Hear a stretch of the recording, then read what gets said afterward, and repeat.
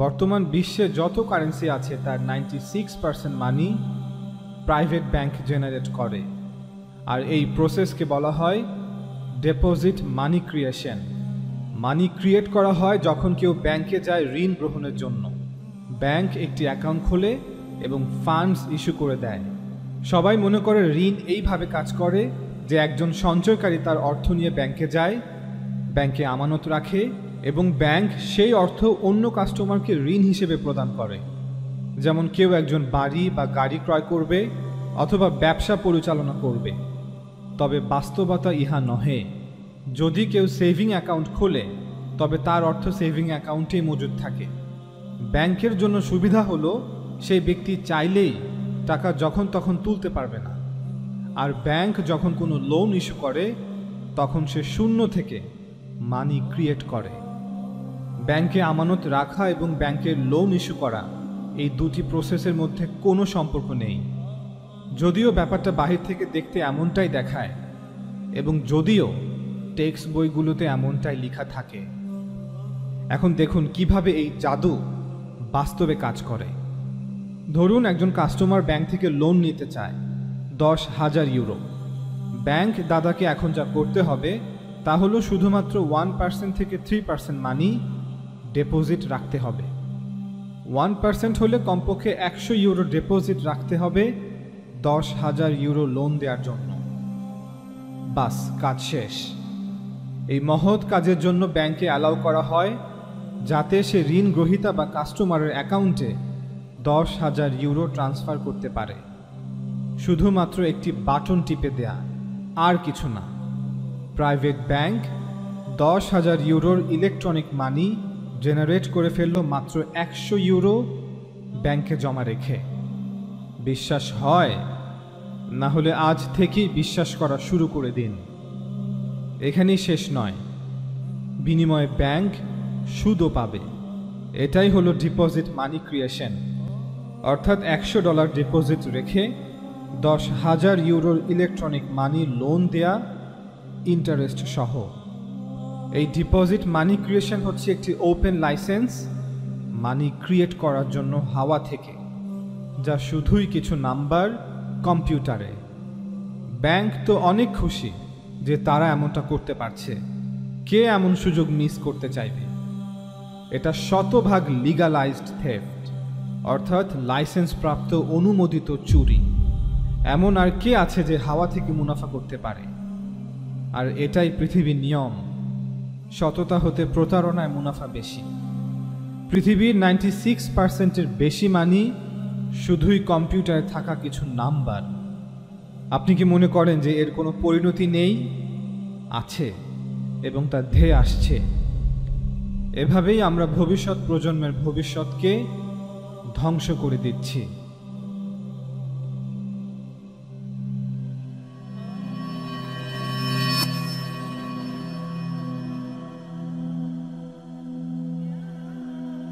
মানুষ বলে টাকা গাছে ধরে না, কিন্তু সত্য হলো আধুনিক ব্যাংকিং ব্যবস্থা গাছে টাকা ধরার থেকেও দ্রুত টাকা তৈরি করতে পারে। পৃথিবীর বেশিরভাগ মানুষই জানে না কাগজের টাকা কিভাবে তৈরি করা হয়।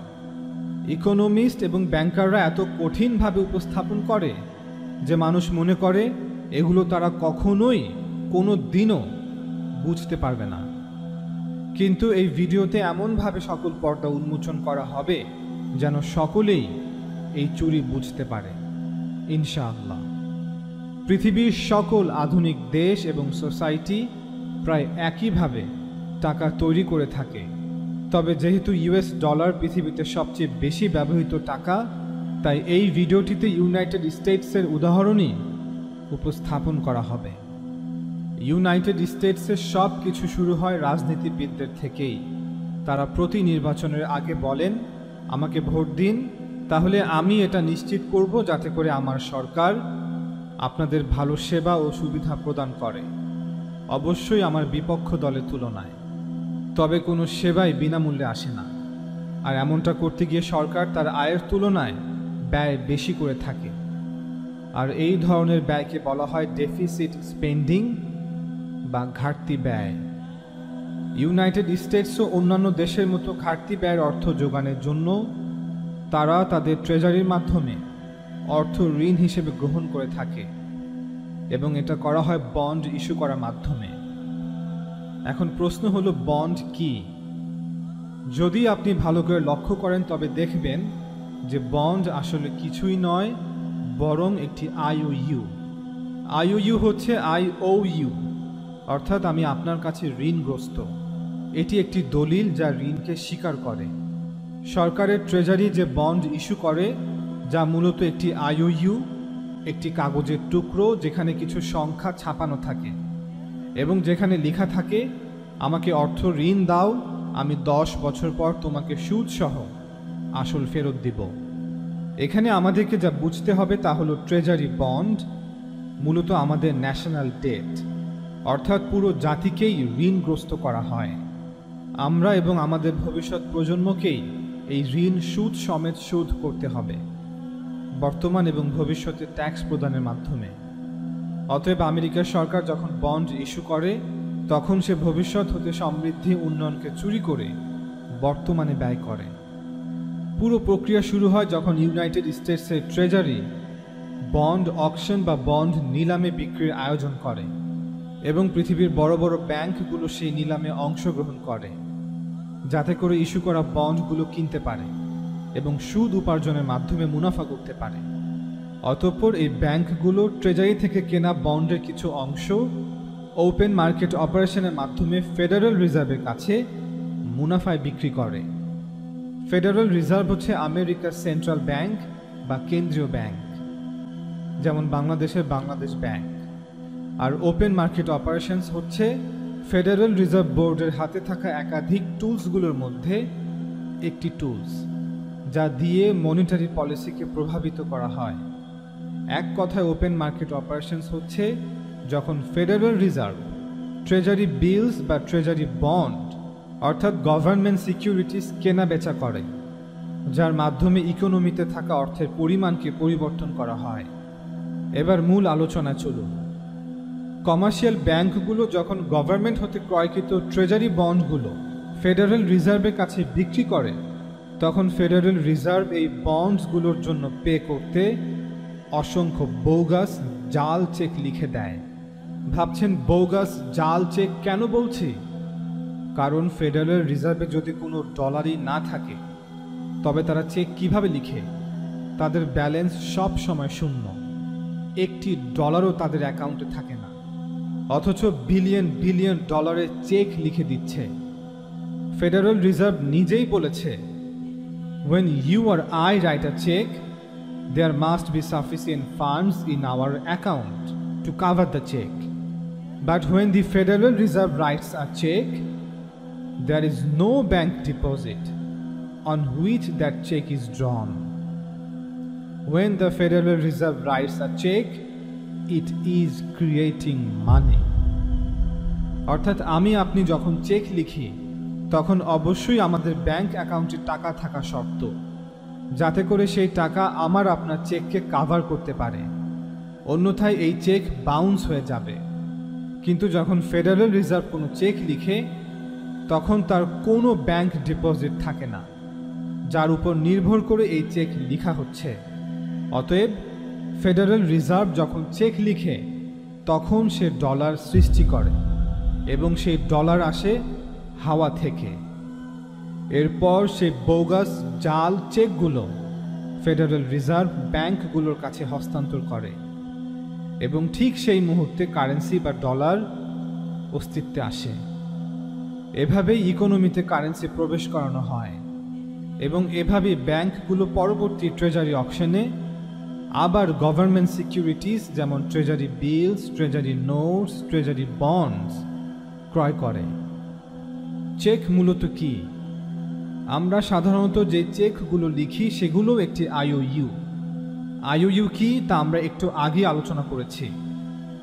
আমরা সাধারণ মানুষরা যখন চেক লিখি তখন মূলত একটি নোট তৈরি করি, যেখানে বলা হয় যে এই হলো আমার আইওইউ নগদ টাকার জন্য। আপনাকে যা করতে হবে তা হলো আপনি ব্যাংকে যাবেন এবং এই চেক জমা দিয়ে নগদ টাকা গ্রহণ করবেন। সেই আইওইউ এর বিপরীতে যা ব্যাংক আপনাকে একসময় দিয়েছিল আপনার ডিপোজিটের বিপরীতে। অতএব এটা খুবই গুরুত্বপূর্ণ যে আপনি এই পুরো প্রক্রিয়াটি বুঝেছেন কিনা, কারণ আমরা একটু পরে আবার এখানেই ফিরে আসব।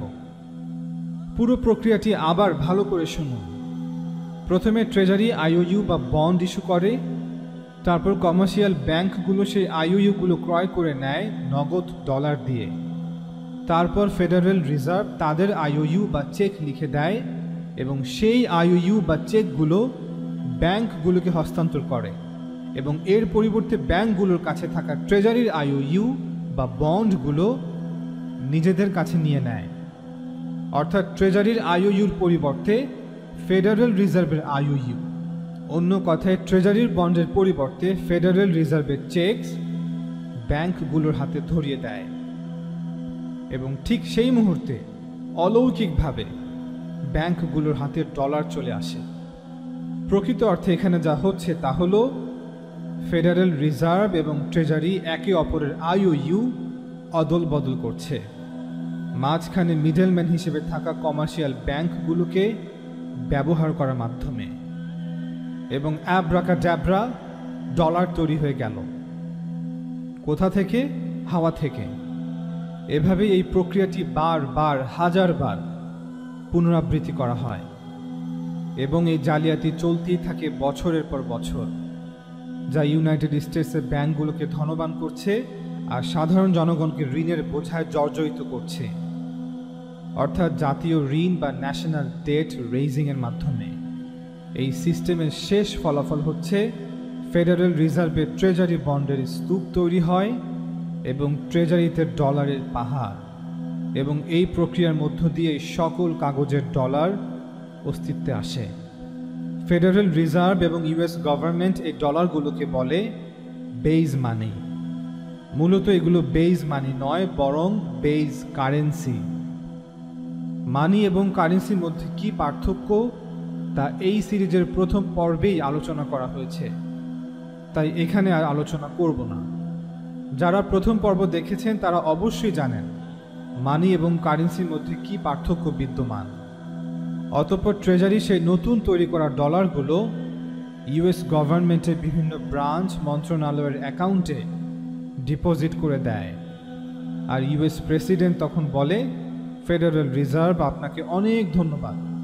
এরপর ইউনাইটেড স্টেটসের সরকার ডেফিসিট স্পেন্ডিং অর্থাৎ ঘাটতি ব্যয় ব্যস্ত হয়ে পড়ে, যেমন পাবলিক ওয়ার্ক, সোশ্যাল প্রোগ্রাম এবং হ্যাঁ, যুদ্ধ। অতএব একদিকে কেন্দ্রীয় ব্যাংক আর অন্যদিকে private bank. German economist Richard Warner বলেন, নিজেকে জিজ্ঞাসা করুন ব্যাংকের কাছে মানি কোথা হতে আসে যখন সে লোন প্রদান করে থাকে। তিনি 2014 এবং 2016 দুটি পেপার পাবলিশ করেন, যেখানে তিনি কনক্লুশনে বলেন, ব্যাংক মোটেও ফাইন্যান্সিয়াল ইন্টারমিডিয়ারিজ বা আর্থিক মধ্যস্থতাকারী নয়। অর্থাৎ ব্যাংক আমানত গ্রহণ করে এবং তা হতে অন্যদের মানি ঋণ হিসেবে প্রদান করে থাকে। তিনি বলেন এটি মিথ্যা। সুতরাং ফাইন্যান্সিয়াল ইন্টারমিডিয়েশন থিওরি ভুল। তিনি আরও বলেন, ব্যাংক তার কাছে রক্ষিত রিজার্ভ থেকেও মানি ঋণ হিসেবে দেয় না। অর্থাৎ ফ্র্যাকশনাল রিজার্ভ থিওরিও সঠিক নয়। তবে যারা ফ্র্যাকশনাল রিজার্ভ থিওরি কি জানেন না, তাদের জন্য একটি ডেমো। এবার ঠান্ডা মাথায় উদাহরণটি দেখুন। এটা আপনার কাছে শকিং হতে পারে। যখন আপনি আপনার টাকা ব্যাংকে ডিপোজিট করেন, আপনি তখন মূলত টাকাগুলো অ্যাকাউন্টে ডিপোজিট করছেন না, যা নিরাপদে রেখে দেওয়া হবে, বরং আমরা আমাদের টাকাকে প্রকৃত অর্থে ব্যাংকগুলোকে ঋণ দিয়ে থাকি এবং কিছু নির্দিষ্ট লিগ্যাল লিমিটসের মধ্যে থেকে ব্যাংক চাইলেই আপনার দেওয়া ঋণের এই অর্থকে যে কোনোভাবেই ব্যবহার করতে পারে, যেমন অন্য কোনো ব্যক্তি বা প্রতিষ্ঠানকে ঋণ দেয়া। আর এখানেই টাকা তৈরির মেশিন তার সর্বোচ্চ গতিতে পৌঁছায়, কারণ এখানে এসেই ফ্র্যাকশনাল রিজার্ভ লেন্ডিং নামক একটি ধারণা জন্ম নেয়। ফ্র্যাকশনাল রিজার্ভ লেন্ডিং হচ্ছে ব্যাংকগুলোকে লিগালি অ্যালাউ করা হয় যে তারা আপনার ডিপোজিটের একটি ফ্র্যাকশনকে রিজার্ভ রেখে বাকি টাকা অন্য কোথাও লোন দিতে পারবে। যদিও এক এক দেশের রিজার্ভ রেশিও এক এক রকম, তবে আমরা আমাদের এক্সাম্পলে 10% রিজার্ভ রেশিও ব্যবহার করব। যদি আপনি আপনার অ্যাকাউন্টে $100 ডিপোজিট করেন, তবে ব্যাংক লিগালি আপনার অ্যাকাউন্ট থেকে $90 নিয়ে নিতে পারবে এবং অন্য কাউকে লোন দিতে পারবে আপনাকে না জানিয়ে। ফ্র্যাকশনাল রিজার্ভ থিওরি অনুযায়ী ব্যাংকগুলোকে অবশ্যই আপনার ডিপোজিটে $10 রিজার্ভ রাখতেই হবে, যাতে করে যদি কখনো কিছু ডলার নিতে আপনি ব্যাংকে চলে আসেন। ব্যাংকে রাখা এই রিজার্ভকে বলা হয় ভল্ট ক্যাশ। এখন প্রশ্ন হচ্ছে, যদি আপনার ডিপোজিট হতে $90 নিয়ে নেওয়া হয়ে থাকে, তবে কেন এখনও আপনার অ্যাকাউন্টে $100 দেখাচ্ছে? কারণ ব্যাংক এর বদলে আইওইউ তৈরি করেছে, যাকে ব্যাংক ক্রেডিট বলা হয়। যদি বিষয়টি বুঝতে কষ্ট হয়ে থাকে তবে শুনুন ফেডারেল রিজার্ভ নিজেই কি বলছে, একদম সহজ ইংরেজিতে। Commercial banks create checkbook money whenever they grant a loan, simply by adding new deposit dollars in accounts on their books in exchange for a borrower's IOU. অর্থাৎ বাণিজ্যিক ব্যাংকগুলো যখন কোনো ঋণ প্রদান করে, তখন তারা চেকবুক মানি সৃষ্টি করে শুধুমাত্র তাদের বইয়ের হিসাবে নতুন ডিপোজিট ডলার যোগ করার মাধ্যমে, এবং তা করা হয় ঋণ গ্রহীতার আইওইউর পরিবর্তে। এই নতুন ডিপোজিট ডলার যা ব্যাংক তাদের হিসাবের বইতে যোগ করে, সেগুলো আর কিছুই না, শুধুমাত্র সংখ্যা, যা ব্যাংকের কর্মচারীরা তাদের কম্পিউটারে টাইপ করে থাকে। যদিও এই ব্যাংক ক্রেডিট নাম্বারগুলো বা আইওইউ নাম্বারগুলো ফেডারেল রিজার্ভ কর্তৃক ছাপানো বেস কারেন্সি বা কাগজের ডলার থেকে অনেক আলাদা, কারণ এগুলো শুধুমাত্র কম্পিউটারই এক্সিস্ট করে, তারপরও এই সংখ্যাগুলোই কারেন্সি। অতএব এখন মোট $190 এক্সিস্ট করছে ইকোনমিতে। এখন মানুষ সাধারণত ব্যাংক থেকে ঋণ গ্রহণ করে কোনো কিছু ক্রয় করার জন্য। কেউ হয়তো বাড়ি, কেউ হয়তো গাড়ি অথবা অন্য কোনো কিছু ক্রয় করবে বা কোথাও ইনভেস্ট করবে।